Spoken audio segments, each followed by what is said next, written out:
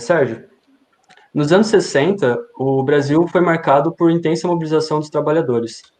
O senhor participou de uma organização política que é tida como traidora por outras organizações e partidos devido às críticas que faziam naquele período, né? Que a sua organização ali, no caso, era a ALN, a Organização Libertacional, né? E a construção da sua base teórica também se deu nessa época. Eu queria que depois o senhor comentasse como isso ocorreu e também queria entender que naquela época havia um movimento de vanguarda política que era constituído por pensadores como Gunder Frank e Rui Mauro Marini, que até a atualidade são deixados a escanteio por movimentos políticos e também nas universidades. Queria que o senhor comentasse também depois como isso se deu. E também, por fim, queria perguntar para o senhor, para essa primeira intervenção, qual é a importância desse pensamento na compreensão da realidade brasileira e na organização dos trabalhadores. Então, passo a palavra para o senhor, serão aí 25 minutos para uma fala, e vencendo esse tempo, eu vou avisando ali conforme for passando, ok? Pode, se o senhor quiser começar. Pois não. Bom dia.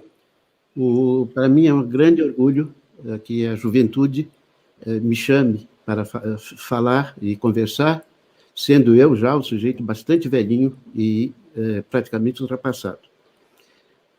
Eu vou começar, para responder essa pergunta, falar um pouco da situação brasileira e dos arquitetos em particular nos anos 60. Não há data precisa para localizar tal ou tal fato, mas acontece, vocês sabem, era o tempo da construção de Brasília. Brasília estava saindo da terra, estava crescendo, o Oscar criando os edifícios principais. Brasília era um grande, enorme lamaçal, com construções gigantescas, muitos operários, algumas máquinas, e um clima de trabalho muito intenso. Eu e o Rodrigo, desde cedo na Escola de Arquitetura, isto é, em 1956, 57, já começamos a praticar a arquitetura, a fazer arquitetura. Naquele tempo, isso era possível, havia muito trabalho para arquitetos, e os estudantes, em geral, já antes mesmo de formados, já começavam a fazer algumas coisas aqui e ali. Eu tive mais sorte, porque meu pai era empreendedor imobiliário, e rapidamente eu tive projetos importantes para desenvolver. No segundo, terceiro ano de escola, eu e Rodrigo fizemos vários edifícios em Brasília. Desenhamos, projetamos, que foram executados e existem até hoje. Eu tenho vergonha deles, por isso eu não vou dar muito a localização, mas é fácil encontrar, algumas pessoas sabem. Eu estudava, nesse período, no que era considerado, e é até hoje, eu acho, uma das melhores escolas do Brasil, que era a FAU de São Paulo. Um corpo de professores extraordinário, liderados pelo Vila Nova Artigas, uma das pessoas mais generosas e criativas que eu conheço. O Artigas era do Partido Comunista e nos ensinava, nos formava e nos constantemente insistia no seguinte: a Escola de Arquitetura da Universidade de São Paulo é paga pelo povo, e vocês, estudantes, que vão exercer a profissão, não deveriam exercer para fazer casa de rico, empreendimentos imobiliários fantásticos, etc., mas para servir aqueles que estão financiando o estudo de vocês, o povo brasileiro. E isso constantemente foi nossa preocupação, nem por iniciativa nossa. A Escola de Arquitetura da Universidade de São Paulo, sob a liderança do Artigas, era toda ela orientada para a questão das necessidades sociais mais urgentes do país. Nós nos engajamos cedo nesse caminho e desenhando, ao mesmo tempo, os projetos para Brasília. Naquele tempo também os arquitetos iam muito ao canteiro de obras, não havia hoje essa divisão miúda do trabalho, o arquiteto só desenha e outros executam como querem, a partir da iniciativa deles. Ao contrário, o arquiteto ia, fiscalizava os canteiros, orientava a obra pouco a pouco, lógico, assistência de chefes de canteiro, operários de diversos tipos. Mas nós tivemos, eu e o Rodrigo, uma experiência muito curiosa. Éramos totalmente incapazes, não tínhamos conhecimento de arquitetura, éramos estudantes de segundo, terceiro ano ainda, não éramos formados, habilitados para fazer aquilo que nós estávamos fazendo. Entretanto, fazíamos, e chegando em Brasília, nos encontrávamos no canteiro daquilo que nós estávamos desenhando, daquilo que nós tínhamos proposto, e vários operários, máquinas, lodo, cimento, aquela coisa toda que é o canteiro de obras. Aquilo nos chocou bastante. Como um desenho feito por um gurizinho, tinha 20 e poucos anos, é capaz de se transformar numa espécie de ordem de serviço, de orientação do trabalho de vários trabalhadores, de várias equipes de trabalhadores, de várias especialidades na obra. O divórcio, o choque, parecia alguma coisa surrealista. Quer dizer, um incapaz lidera um monte de gente capaz, que são capazes, e isso parece como se fosse normal, como se fosse uma coisa evidente. Ora, isso nos chocou terrivelmente, não só pela arrogância da minha posição de chefiar aquele canteiro, mas, sobretudo, pela miséria enorme que eu via no canteiro de obras. Os canteiros eram compostos por operários realmente em grande dificuldade econômica, social, etc. No começo da construção do Brasília, o Juscelino Kubitschek, que era o presidente então, chamou de todas as regiões do Brasil trabalhadores para virem para a capital e ajudar a erguer os edifícios dessa capital. Só que chegou em Brasília, naquele descampado que não tinha nada em volta, muito operário, muitos trabalhadores com as famílias já, e não havia trabalho para todo mundo. Além disso, as grandes companhias de construção que vinham de São Paulo, vinham do Rio, vinham de Minas, etc., já vinham, em grande parte, com o seu corpo de trabalhadores, um grupo de operários. Não só o canteiro era composto por gente bastante miserável, bastante sofrida, mas, além disso, eram rodeados por outros operários que estavam esperando que pudesse encontrar algum trabalho. O choque entre o fato de eu desenhar para aquela gente e aquela gente era gigantesco. Não só isso, mas pela primeira vez a arquitetura era exercida de uma maneira de uma escala tão grande, tão poderosa no Brasil. Nos anos 50, 60, quando a construção ocorreu, o Brasil era um país relativamente pequeno e há poucas experiências de arquitetura. O que existia de mais importante na arquitetura brasileira, de obras mais aparentes, etc., era o Ministério da Educação no Rio e Pampulha, né, praticamente todas as obras do Oscar Niemeyer. No resto não havia grande coisa, pouca coisa. Em São Paulo, no resto do Brasil, quase nada. Brasília foi uma espécie de aurora da arquitetura brasileira. E, importante, os arquitetos estavam entusiasmadíssimos. E o discurso oficial, mesmo dos arquitetos, era que Brasília iria trazer o progresso para o Brasil, ia ocupar o território nacional, ia dar condições para que se desenvolvesse uma arquitetura de vocação social, dirigida ao povo, em toda a latitude e amplitude do território nacional. A arquitetura moderna, desde o começo, desde a época de Le Corbusier, de Frank Lloyd Wright, dos primeiros arquitetos contemporâneos, sempre anunciou que vinha para fazer a felicidade das cidades, a felicidade da população.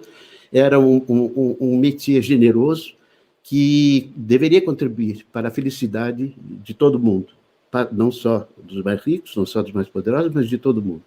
Essa vocação social da arquitetura estava emprenhada no meu ensino, no ensino que eu recebia, e na ideologia dos arquitetos. Leiam as cartas de Sião, leiam os meus textos dos primeiros arquitetos da contemporaneidade, vocês vão ouvir isso. Ora, entretanto, essa beleza anunciada tinha que passar por essa espécie de fosso, de um momento terrível, em que a pobreza, a miséria, a lama, as doenças, estavam lá presentes para que essa arquitetura fosse produzida. Entre a promessa e o caminho que essa promessa tinha que tomar para se efetivar, havia uma discrepância escandalosa.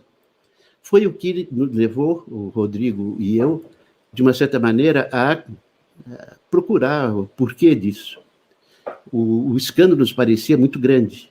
O Partido Comunista, então, mesmo o Partido Comunista, tinha essa ideologia, esse tipo de programação, dizendo: vai passar por uma época difícil, por um período difícil, em que a burguesia vai continuar dominando, mas nós estamos preparando o terreno para depois de amanhã, uma outra situação, uma outra sociedade poder se instalar e poder efetivamente realizar o projeto arquitetural.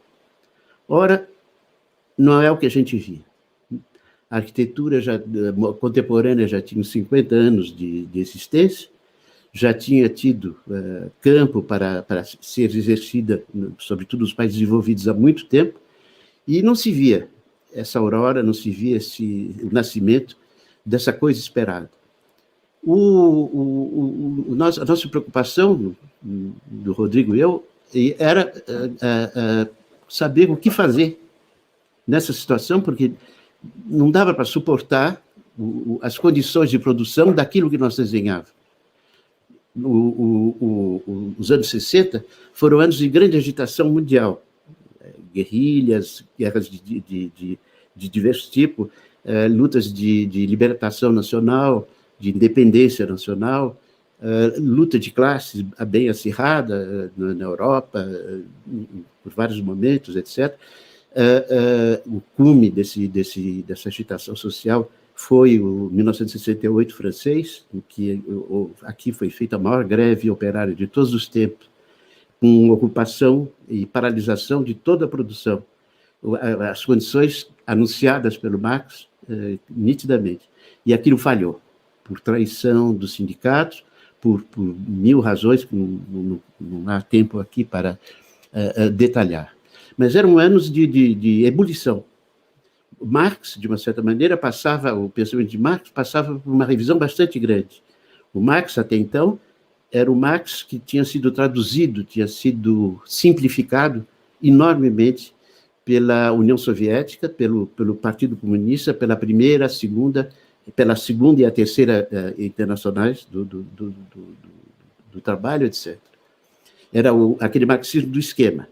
Primeiro, o mundo feudal, depois o mundo feudal é destruído pela burguesia que ocupa o poder, a burguesia ocupa o poder, desenvolve a produção, etc., mas desenvolve a tal ponto que, num dado momento, a filosofia da burguesia não é mais suficiente e o proletariado é que toma o poder e aparece o socialismo, a ditadura do proletariado e depois o período da liberdade total.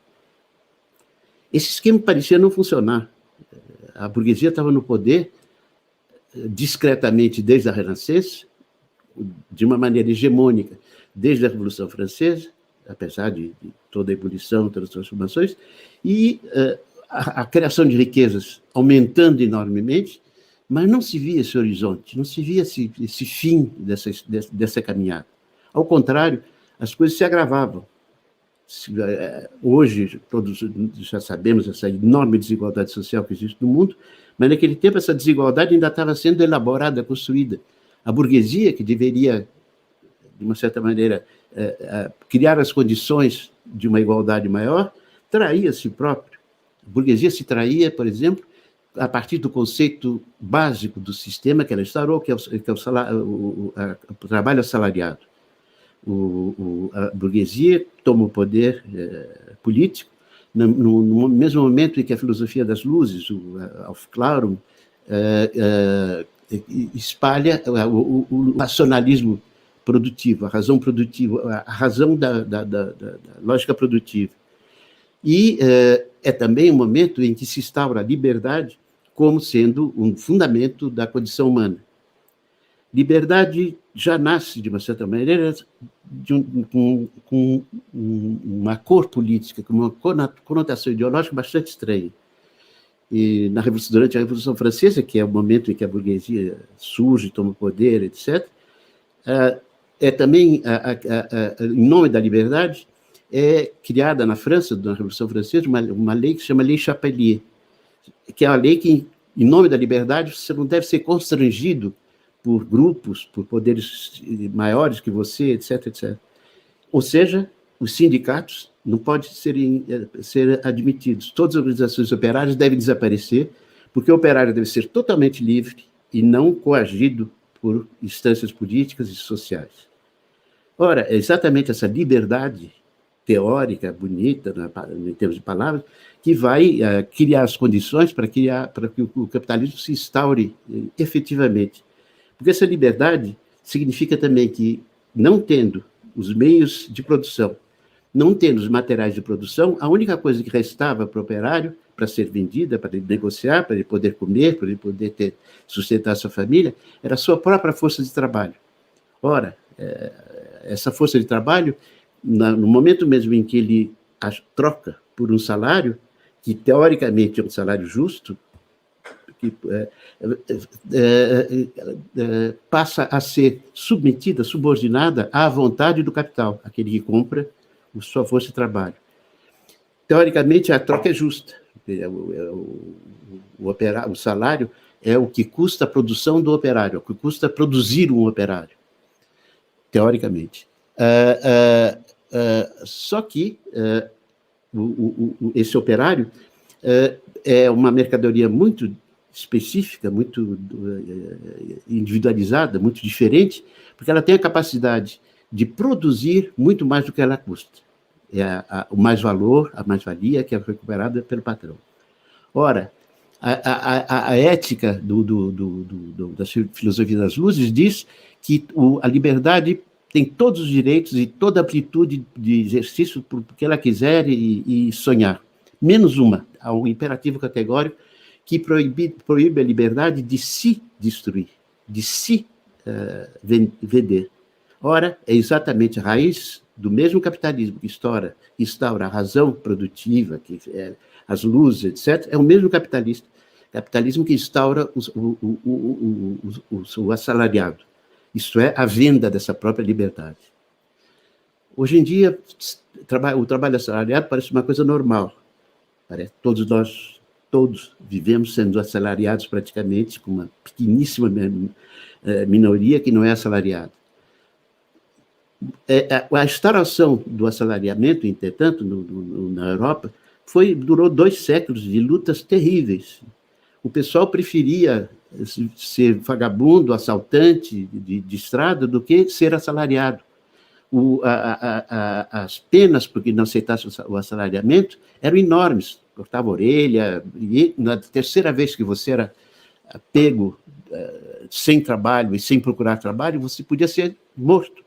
No meio, você era condenado às galeras, etc. Era um negócio horroroso. Nós sabemos que nossos índios, por exemplo, do Brasil, quando os portugueses chegaram, que quiseram assalariar os índios, preferiam se suicidar. Em tribos inteiras, preferiam se suicidar a aceitar o assalariamento. Essa venda, essa alienação da própria liberdade. Esse engodo, pouco a pouco, vai desaparecendo, vai parecendo normal, vai parecendo habitual, e é o que a gente encontrava de modo escancarado e horroroso no canteiro de obras de arquitetura. Aquele escândalo do pessoal que trabalha, constrói, ergue, levanta aqueles prédios bonitos do Oscar, mas, ao mesmo tempo, não tem como sustentar a própria família, tem um salário de miséria, fome, doenças. Então, esse contraste não pode significar a aurora, o avanço da humanidade. Lendo no Capital, o Marx destrincha isso de uma maneira absolutamente genial, com a análise do valor, análise da força de trabalho, etc. E tanto o Rodrigo como eu nos dissemos, por aqui é que está a chave para a compreensão do que está acontecendo no canteiro de obras. Nós fazíamos uma leitura do Marx bastante diferente. Depois, mais tarde, na segunda questão, eu volto um pouco a isso. O Marx que nós começamos a trabalhar não era aquele do partidão, o do esquema linear de avanço inevitável da história, aquela coisa toda. Era o contrário, um Marx problemático, um Marx inquieto. Hoje se sabe, porque durante muito tempo a documentação sobre a produção do Marx foi cerceada, foi limitada, foi censurada mesmo certas publicações. Marx, quando publicou o tomo 1 do Capital, isso coincidiu praticamente com, aqui na França, com a Comuna, a primeira realização efetiva de um regime político verdadeiramente popular. Não podemos falar de operários no sentido estrito do termo, porque a produção industrial durante a Comuna representava somente 5% da produção francesa, era muito mais outra coisa, a qual eu vou voltar.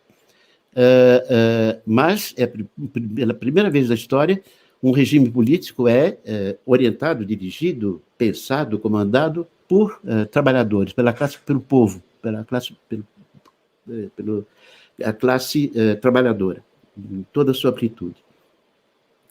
Marx aderiu, escreveu um texto, enquanto a Comuna está acontecendo, ele escreveu um livro magnífico, eu aconselho todo mundo a ler, a Guerra Civil na França, de 1871, 70-71, e na qual ele descreve o que está acontecendo. E o que está acontecendo é alguma coisa que põe em xeque, que põe em dúvidas no próprio esquema do Marx. O tomo 1 do Capital já estava publicado, mas ele, na edição francesa, ele introduz algumas observações discretíssimas, mas que leva a crer que o Marx, nesse momento, começa a pensar de uma maneira muito mais aberta do que esse esquematismo linear ao qual eu me referi. Isso foi aberto pela Comuna, né? E a dúvida apareceu com a Comuna, mas depois se aprofundou mais com certos contatos que o Marx começou a ter com revolucionários russos, e, em particular, duas mulheres que começaram a ter um programa, um contato muito estreito com Marx. Uma eu posso errar um pouquinho no nome, porque minha memória acabou, chamava Elizabeth Dmitriev, e que era uma revolucionária russa, que veio, depois teve que se exilar na Suíça, depois veio para Londres trabalhar com Marx, e depois disso ela veio e participou da Comuna. Teve grande participação no que aconteceu, em particular com a organização do trabalho das mulheres, com o trabalho de tudo que elas podiam fazer, um trabalho magnífico dessa senhora. E ela em constante contato com Marx, dizendo o que as coisas estavam acontecendo, como é que estava se organizando o poder, como é que estava se organizando aquela sociedade nova que estava nascendo. A outra tem um nome muito mais complicado, Zossolovitch, qualquer coisa assim, eu posso enganar na pronúncia, que era também uma revolucionária russa, mas que fez uma pergunta para o Marx, que o inquietou bastante. Na Rússia, existiam já territórios, comunas, espalhadas por aquele território gigantesco que era a Rússia, onde a propriedade do solo era coletiva já. Era coletiva depois, por tradição, de origem. Havia pequenas parcelas individuais, mas o grosso do território era um território já comum. E a Zossolovitch perguntava para o Marx: será que a gente vai ter que privatizar a terra primeiro, dividir em lotes, etc., de passar por uma etapa da burguesia e depois, muito mais tarde, transformar essa propriedade privatizada em propriedade comum? Não é um pouco esquisito tudo isso, etc., etc. O Marx ficou a tal ponto preocupado com isso que começou a estudar russo para ler textos sobre as comunas russas, etc. Já estava velhinho o Marx. Começou a procurar em vários cantos, começou a estudar os índios Iroquois americanos, estudou os Kabyles na Argélia, estudou certos agrupamentos na Índia, ele começou a vasculhar por tudo quanto é canto.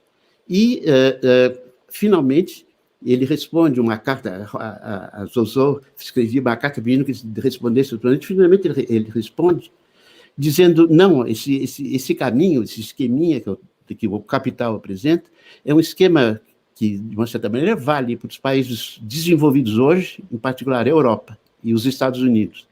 Vale nesses países já industrializados, a caminho da industrialização, mas não é um percurso que seja válido para o mundo inteiro. Mas, e isso é importante, mesmo assim, o que seria o pensamento de um proletariado, ou seja, aquilo que está, aquela lógica que estrutura o capital, essa lógica continua válida.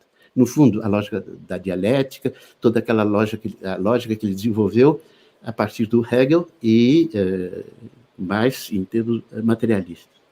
Isso abria para nós todos, em 1968, os 60, da década de 60, uma perspectiva enorme, porque nós já tínhamos conhecimento dessa relatividade do esquema do Marx. Já tinha havido, em 1949, a Revolução Chinesa, em 1959, a Revolução Cubana, dois países que não existia indústria, não existia, o esquema deles seria inaplicado. A China, um enorme país camponês, de produção agrícola, Cuba, um país simpático, etc., mas sem indústria praticamente, vivia do turismo. Mas essa literatura do Marx, que está sendo mais trabalhada agora, dos últimos anos, nos abre possibilidades bastante grandes. A leitura do Marx nos orientou muito mais longe do que só sobre o nível político. Sobretudo, quando nós partimos, o Rodrigo, eu, etc., das análises que o capital faz da produção. Capítulos pouquíssimos lidos no meu período, no meu tempo, que são o capítulo sobre a cooperação simples, sobre a manufatura e sobre a grande indústria. Quase ninguém lia aquilo, todo mundo achava aquilo muito chato, e não se falava. O Marx, no meu tempo, se limitava praticamente, em geral, à leitura da ideologia alemã, do manifesto do Partido Comunista, e os trabalhos sobre guerra civil, dos trabalhos de crítica histórica. Essa revolução modificou enormemente a maneira de tratar a partir do Marx.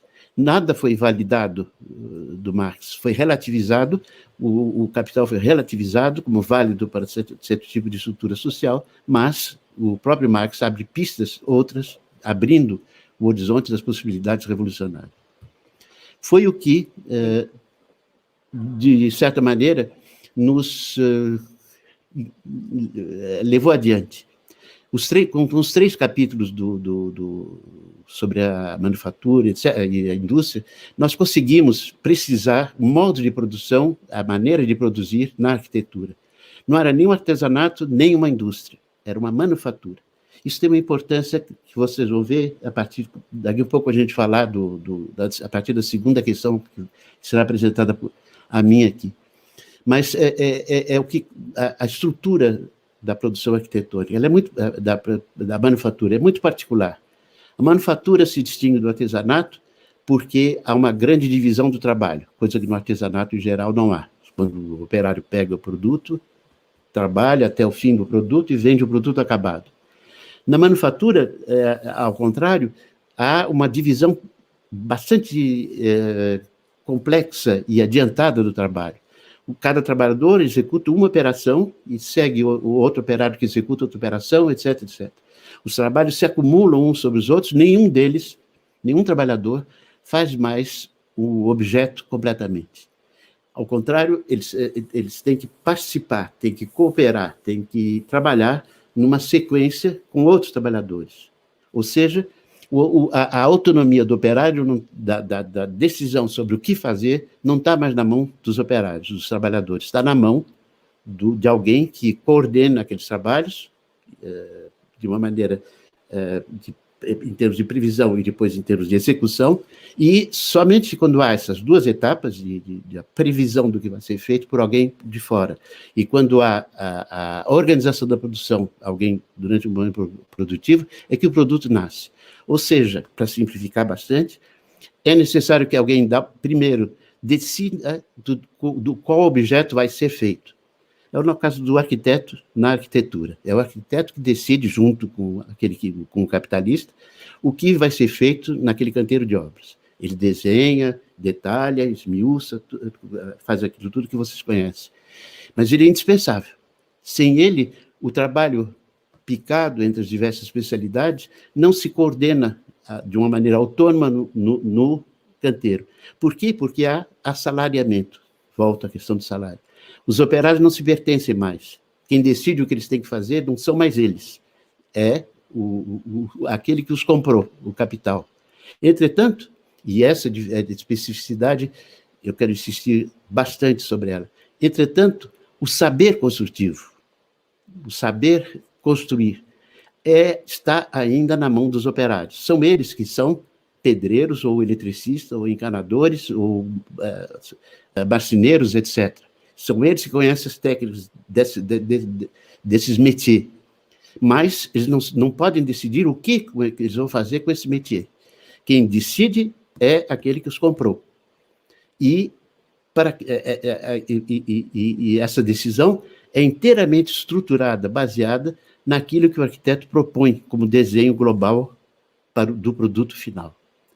Nós temos, os arquitetos, uma participação enorme na vida econômica. Nós não sentimos. Nós só pensamos em beleza, em uso, em função de ocupação, etc. Mas antes da beleza, da ocupação, antes da venda mesmo, nós, arquitetos, é que temos todo o poder para decidir aquilo que vai ser feito por cada trabalhador. Há mediações, o chefe de canteiro, o subchefe de canteiro, etc, etc, etc, mas pouco importa aqui. O esquema é esse. Há uma cabeça pensante que desenha, esse desenho vai para o canteiro e geralmente fica numa casinhola onde é proibido entrar. Esse desenho é que vai decidir o que cada um deles vai fazer.